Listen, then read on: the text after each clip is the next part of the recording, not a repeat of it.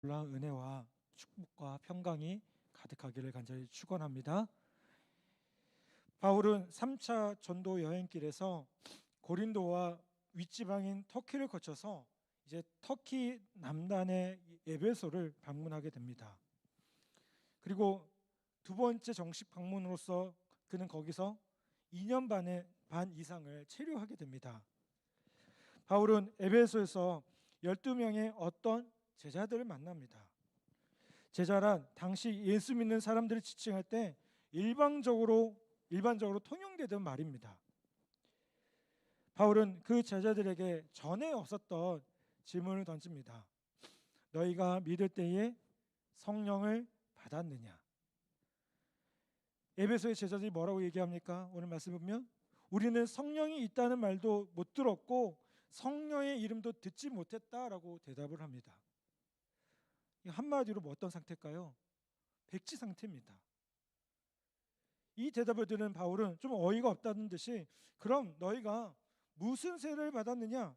3절에 보니까 그렇게 나와요. 그랬더니 이들 뭐라고 얘기합니까? 4절에 요한의 세례를 받았다라고 대답을 합니다. 제자들과 짧은 문답식 대화 후에 바울은 요한이 준 세례의 의미에 대해서 설명해 주십니다. 요한은 자기 뒤에 오시는 이, 즉 예수 그리스도를 증거하기 위해 세례를 베풀었고요. 그 뒤에 오신 이가 바로 예수 그리스도시며 우리가 그분을 믿어야 한다는 것을 증거합니다. 그리고 이 말을 들은 제자들은 성부와 성자와 성령의 힘으로 세례를 받게 됩니다. 성경에는 주 예수의 이름으로 세례를 받았다고 기록되어 있지만 우리가 세례를 줄 때 통상적으로 어떻게 줍니까? 삼위일체의 이름으로 성부와 성자와 성령의 이름으로 세례를 줍니다. 그런데 바울이 제자들에게 세례를 주면서 안수할 때 어떤 일이 일어납니까? 오순절 예루살렘에서와 같이 불의 혀 같은 것은 없었지만 방언과 예언이라는 성령의 표적이 나타납니다. 여러분, 오늘 이 말씀은 아주 짧은 말씀이지만 사실 쉽지 않은 말씀임을 보게 됩니다. 왜 그럴까요? 이 말씀에 대한 해석이요 아주 대조적이기 때문에 그래요. 칼빈은 소위 제자지라고 하는 사람들은 이미 세례요한의 세례를 받았기 때문에 세례를 또 받을 필요가 없는 사람들이었다고 해석합니다. 그들은 이미 예수 믿는 사람들이었다는 겁니다.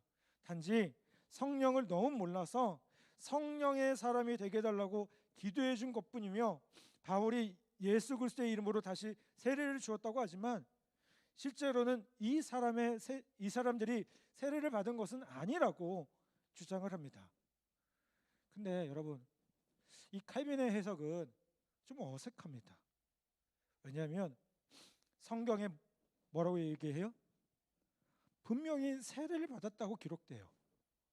근데 세례를 받은 걸 아니라고 하니까 이 칼빈의 고백은, 이 해석은 그분이 아무리 뭐 대단한 대가라고 해도요 인위적인 해석으로밖에 볼 수가 없음을 보게 돼요. 또 오순절 계통에서 보면 우리 은사를 강조하는 그런 교단에서 보면 칼빈의 해석과는 아주 대조적인 입장을 보입니다. 12명의 제자는 예수를 믿은 사람들이고 물세례도 이미 받은 사람들이라고 봅니다. 그런데 그들에게는요 성령 세례가 꼭 필요했기 때문에 2차 성령 세례를 받도록 바울이 기도해 줬고 그들이 성령 세례를 받은 것이라고 해석을 합니다.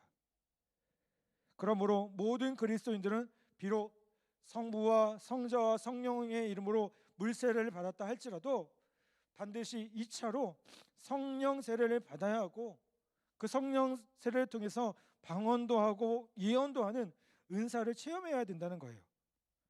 그리고 만약 이런 체험이 없다면 구원받았다고 할 수 없는 불확실한 신자라고 정의를 내립니다. 여러분 어떻게 생각하십니까? 이것도 사실 좀 너무한 부분들이 분명히 있습니다. 여러분 같은 말씀을 가지고도 이처럼 대조적인 해석이 나올 수가 있어요. 그렇다면 본문을 좀 더 정확하게 이해하기 위해서는요, 본문에 기록된 배우 이외에 배우에 숨어 있는 대화의 흐름, 감정의 변화, 당시의 상황을 좀 이해하는 게 필요할 것 같습니다. 여기서 중요한 건 바울이 그들에게 왜 이렇게 이상한 질문을 던져놨냐는 거예요. 여러분, 만약 교회 다니는 사람에게 예수 믿고 성령을 받으셨습니까? 라고 묻는다면 여러분, 그런 질문의 숨은 뜻이 무엇일까요? 사실 그 사람의 믿음을 의심하는 거예요. 믿음과 성령은 언제든지 하나입니다. 믿을 때 성령께서 어떻게 하셔요? 함께 하십니다. 임하게 돼요. 성령이 임하지 않으면 예수를 주라 시인할 수가 없습니다. 아멘. 성령이 임했기 때문에 어떻게 되는 거예요? 우리가 고백하는 겁니다. 믿음으로 고백하는 거예요. 믿음을 갖게 되는 겁니다. 그리고 물세례는 뭐예요? 자신이 믿음과 동시에 성령을 받았다는 것을 외적으로 확증하는 거예요. 그러므로 여러분, 너희가 믿을 때에 성령을 받았느냐 하는 이 말은요, 당신의 믿음이 진짜입니까? 가짜입니까? 라는 묻는 것과 다름이 없다는 거예요. 이 질문에 어떤 면에서 상대방에게 상당히 불쾌감과 또 모욕을 주는 말일 수도 있습니다. 그렇기 때문에 바울은 지혜롭게 질문을 던진 겁니다. 여러분, 믿는다는 것은요, 성령을 받았다는 것과 같은 의미입니다. 제자들이 바울의 질문에 우리는 믿을 때 성령 받은 사람이요, 성령을 받은 사람이기 때문에 예수님을 믿습니다, 이것을 하나님께 감사합니다라고 하는 정도의 대답을 할 수 있었다면 바울은 염려하지 않았을 겁니다. 그런데 역시 이 바울이 영적인 직관력이 있는지라 상대방의 그 영적인 상태를 좀 어느 정도 파악했던 것 같아요. 그래서 어떻게 한 거예요? 그들을 테스트한 거예요. 아니나 다를까 바울이 의심한 대로 그들이 그렇게 고백하지 못합니다. 성령이 있다는 말도 못 들었다고 그들은 대답합니다. 이때는요, 이미 오순절 성령이 임하고요, 약 7년에서 8년 뒤입니다. 그러니 에베소 교회를 다니고 물세례를 받았다고 하는 사람은 성령을 모른다는 것은요, 말도 안 되는 이야기라는 거예요. 그런데 이들은 뭐라고 고백해요? 성령을 모른다고 얘기해요. 여러분, 교회 안에서 보면 가끔 이런 엉터리들이 있어요. 엉터리. 사마리아에서 빌립이 전도할 때요, 가장 떠들썩했던 사건이 무엇입니까? 사마리아에서 점쟁이로 유명한 마술사 시몬이요, 예수를 믿겠다고 따라 나선 겁니다. 빌립을 따라 나서면서 세례도 받고 전도도 하고 교제도 했습니다. 제자로서 할 것도 다 했어요. 그런데 베드로가 와서 보니까 이 마술사 시몬이 어땠어요? 마음에 악독이 가득하고요, 아무것도 바뀌지 않은 사람이었어요. 여러분, 교회 안에도요, 이런 사람이 있을 수가 있다는 거예요. 우리가 신앙생활을 하지만 껍데기만 신앙생활하는 분들이 있어요. 우리가 신앙생활을 하지만 그 내면이 바뀌지 않은 채로 신앙생활하는 분들이 계셔요. 여러분, 이게 오해하지 마십시오. 여러분들을 겁주기 위해서 하는 얘기가 절대 아니에요. 그런데 우리 스스로 점검해 보셔야 되는 거예요. 내가 신앙생활을 제대로 하고 있는가? 온전한 신앙의 모습을 가지고 있는가라는 거예요.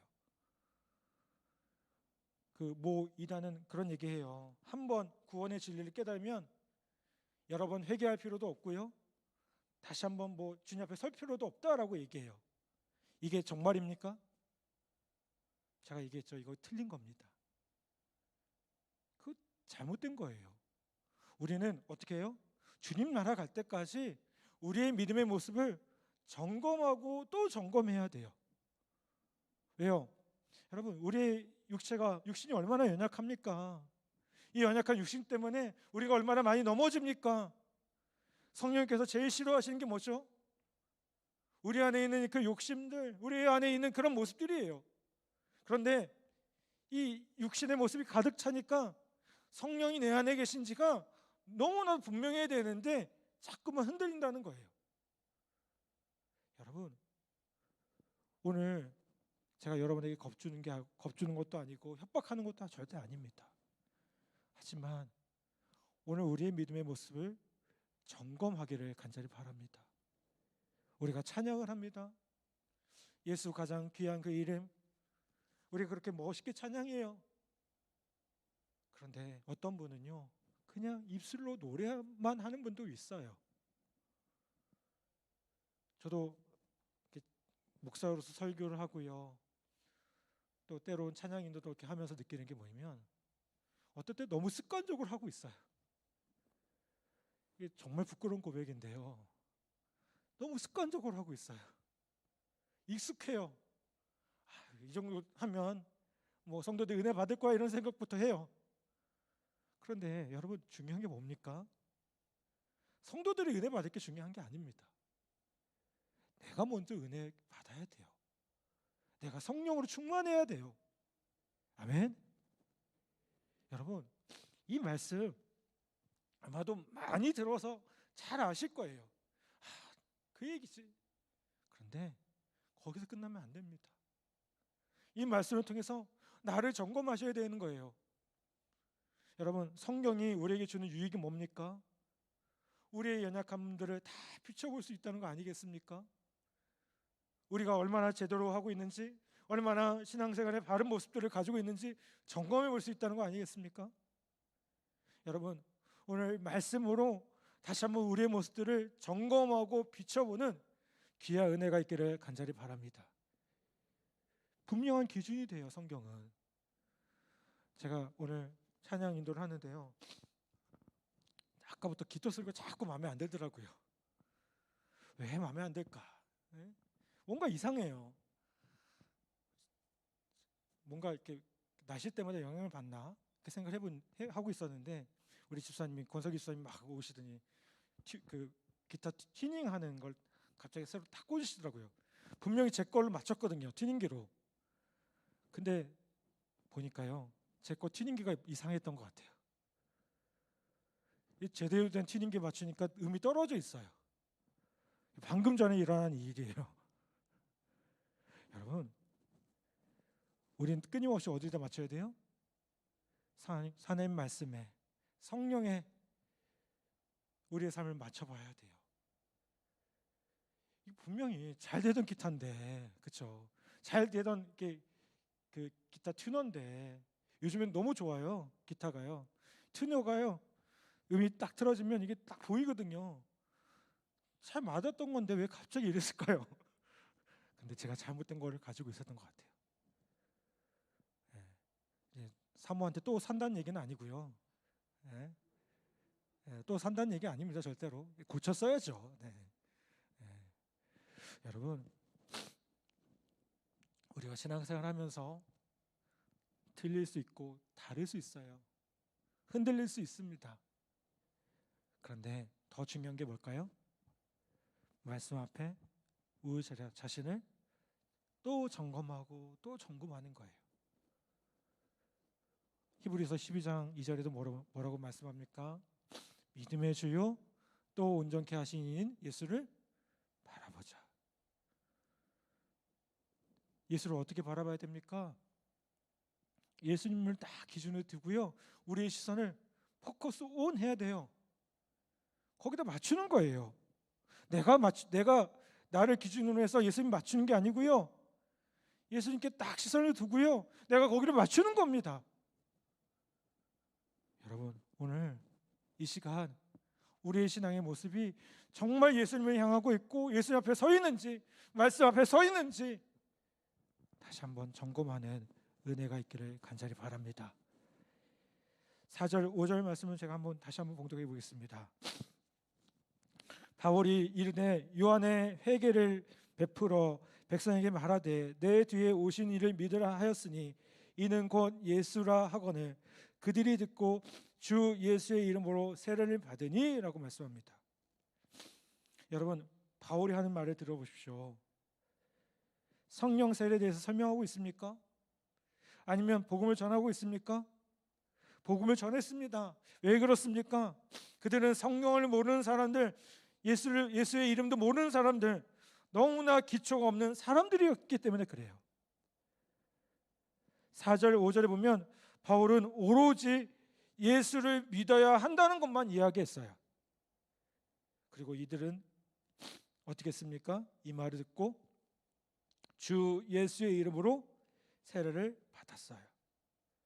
그리고 예수님이 구원자라는 것을 고백하고 드디어 예수님을 믿게 됩니다.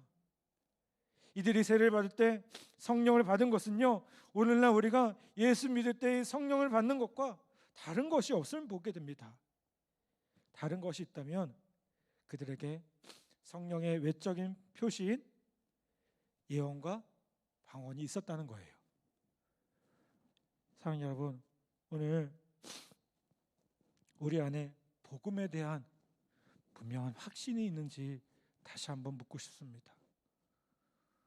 내가 왜 교회를 다니고 있는지, 신앙생활을 왜 하고 있는지, 하나님은 어떤 분이고 예수님은 어떤 분이고 성령님은 어떤 분인지 이거에 대한 분명한 고백이 있기를 간절히 바랍니다.